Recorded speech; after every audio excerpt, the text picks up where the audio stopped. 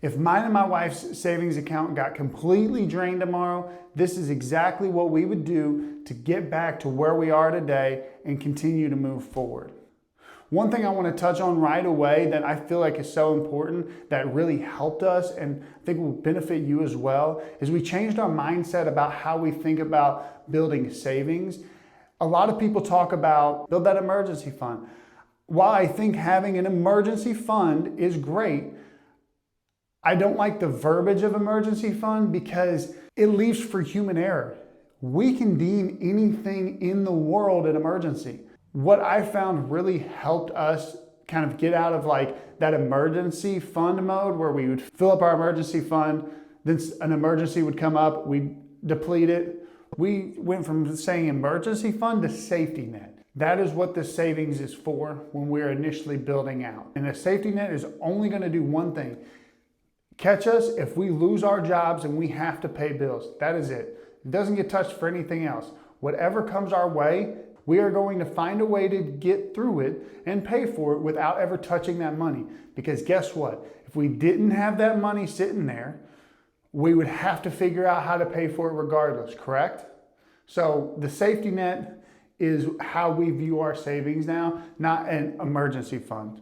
So the next thing I would do to start rebuilding my savings would be gamifying savings. So something that me and my wife found that really helped us to grow a savings beyond a level we thought we'd ever get it to was making it fun and like making it a game. Like let's have fun with this. Savings shouldn't be boring. Savings shouldn't be like, oh, I'm putting money away because that's what I was told to do. No, it should be fun. You gotta have it engaging because then you want to keep doing it. Anything in life that is fun and engaging, you want to keep doing. Hence why you're watching this video right now on YouTube. But this time, getting a little knowledge from it. So let's break down what this game looks like. We call the game Lock and Save. So how do you play Lock and Save? Simple. You start off with a number that's your first lock point. So for us, we started off with $1,000. $1,000 was the first number that we needed to save to, and that was going to be our first lock point. Then from there, we went up by increments, I think of 2,000 at first, and then increased it a little higher as we started going, just to kind of see how hard we could push. So then once we decided what our first locking point was, it's okay, let's start saving. We started putting everything we could into our savings to get to that first $1,000 point. And what happens at a locking stage is what really changed everything for us. If you're still watching at this point, I hope you're enjoying the content I'm providing. Make sure to hit that like and subscribe button as it helps me out tremendously, grow this channel and continue to do what I love, and that's share information. Help you guys view things in a different way and just share what me and my wife are doing, which is pretty cool. I'm a nerd, I'm a dork for all this stuff, so I just love like finances. I love getting your money in order, money management, mindset stuff. So every time you're hitting that like and subscribe button, that's helping me out tremendously. Greatly appreciate the ones who have already subscribed. Thank you so much in helping me on this journey. Hope you are enjoying the content from the new ones here. Thank you as well. And it's honestly, it's super simple, but so effective. So once we hit that first $1,000 saved, now that money was locked up. We could not touch it no matter what. There was nothing in the world that could make us touch that money. That was a mental switch we flipped and said, it does not matter. This is the game we're playing. We have locked up $1,000. We will never let our savings go below that $1,000 mark. It doesn't matter what happens. We will figure it out as if that money is never there. No, and I think that mental switch of like, once we locked it, we knew we couldn't touch it, really helped to drive that fire as we continue to play this game. So then from our road to 1,000 to 3,000, we're going through that. We're pushing for the next locking phase, but my windshield ended up getting cracked and we had to get that replaced. I think the cost was like $700, and at the time we had around like 2,100. So we were close to that 3,000 mark, but we weren't there yet. What we did was we ended up paying that $700 out of that middle phase between the locks. And once it dropped us back down, it didn't take us below 1,000, but then we had to restart back up. And we knew we could not go below 1,000, but we had the money and the cash reserves in there to be able to pay for it and still not go below 1,000. So we were able to utilize that. That's where you make this a game. It's like, once I lock, I can't go below that, but anything in between that, if something really does come up and I don't want to put it on a credit card, don't want to take on debt for it, okay, let me spend that as long as it doesn't take me below my locking point.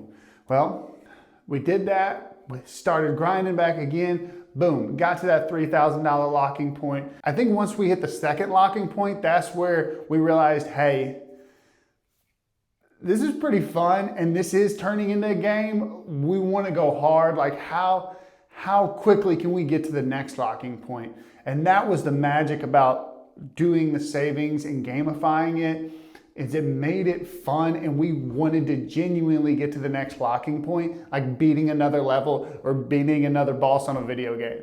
So that shift unlocked everything, and making it a game and being like, okay, we're gonna save here, we're gonna penny pitch here, let's get to the next locking phase as quickly as possible. We started being more disciplined with how we save our money, how we spend our money. Then we're getting to the point where, boom, we're at the next locking phase, $5,000 secured. Boom, next locking phase. And it just started going so quickly and so rapidly.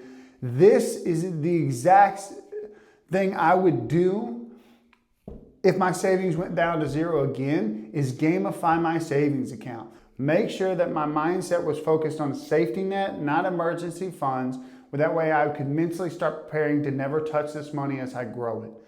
And number two, I would play the lock and save game and see how quickly I can move through the next locking phases. And this right here is the same thing that my wife and I use to this day, because when we were not doing this and trying to build a savings, it felt like we were in this never-ending cycle of we put money into our savings account and then it'd go right back out. We put money back into our savings account and go right back out. We get ahead a little bit, then it come back down. We get ahead a little bit, then it come. We never really saw true growth until we started changing the way we did it. And one last thing, since you have watched to this point, I want to give those who have something special. The secret sauce to all of this, what really helped us grow and grow exponentially and rapidly fast, was every month at the beginning of the month, we determined whether this was going to be a savings month or a debt payoff month. We would cycle those back and forth.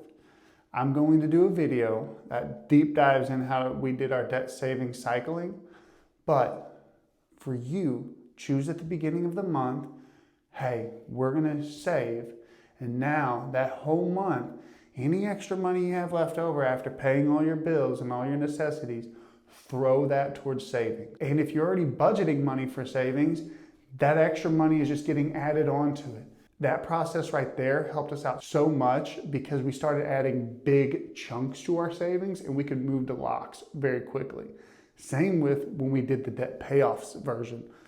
We're adding big chunks. We're not putting anything into savings. We're adding big chunks on debt. And now we're paying stuff off quickly. And then that's more money we can add and flip flop. Like I said, I will drop a video explaining more of that down the road. But if you've watched this far, I just want to give you a little something extra. As always, my name is Derek. Welcome to the Happy Piggy Bank. Make sure to hit that subscribe button because this is the channel where we make sure you have a happy piggy bank.